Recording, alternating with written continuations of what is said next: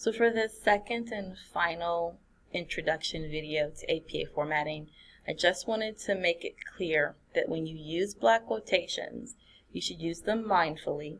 You don't want to have 3 of them in a 3-page paper. 1 would be enough. And you also don't want to use them at the beginning or the end of a paragraph. They should come somewhere in the middle to support a point you want to make. So you'll notice that visually, I have my paragraph that begins here. I come down here and I have my block quotation. Scroll down, and after my block quotation, I should continue writing my paragraph. I do not want to have it look the way it looked just a moment ago, where I've indented right after the block quotation. That doesn't look good for one, and it also tells the reader that I'm using the quote and presuming that that quote is just my drop the mic moment, but that's not what it should be.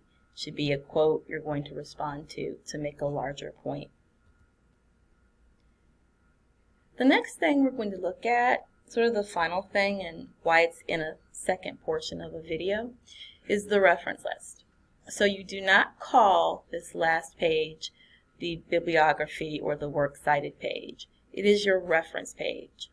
If you only have one reference, it's perfectly okay to call this reference with no S. If you have more than one reference, you call it references. So I have 4 references here, and what's important for APA format is to understand that there are a lot of nuances when you're actually formatting your reference page. You want to make sure that the title of the page is centered, no bold, no italics, no underlining. You also want to make sure that your sources are in alphabetical order. In addition, unlike MLA format where you actually would use the first name of someone in the entry list, here it's the last name and then the initial. So MLA would have the last name and then the first name spelled out. APA is the last name and a comma and an initial. This first reference I have is a book. It's a book I actually had in hand. The title for the book should be in italics. So it's a standalone item. Standalone items, you're going to use italics. That's going to be a book, a website or a web page, periodicals, or journal articles. You do not want to have your actual books in a series in italics. So if I were quoting, I think it's Susan Collins's Hunger Games series, I wouldn't put Hunger Games in italics. That would just be regular sentence format, sentence structure. Okay?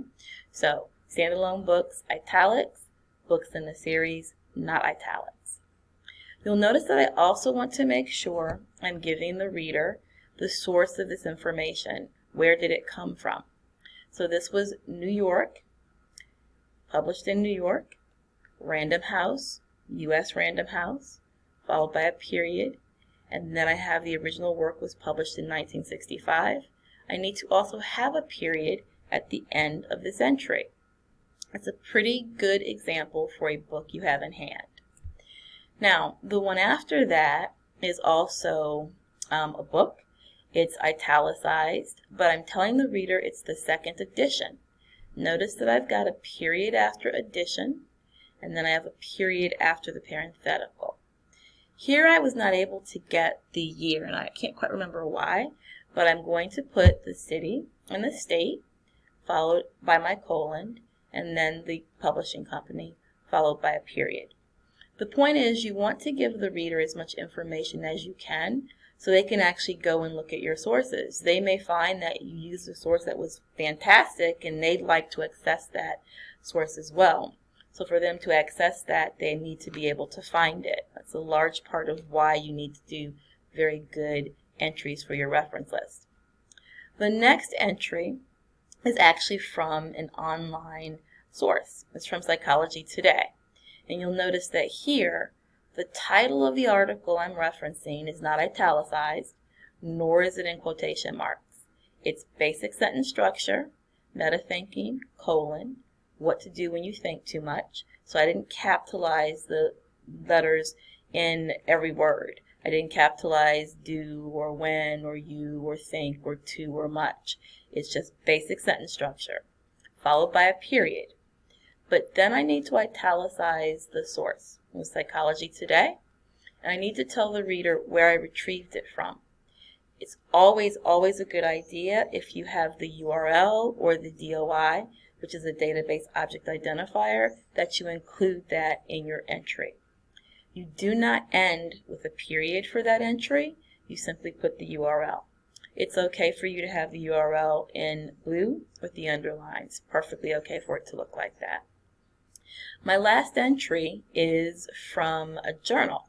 So here I've got the names of the authors, and you'll see I've got the last name, comma, first initial, period, second initial, period, followed by a comma, and my ampersand.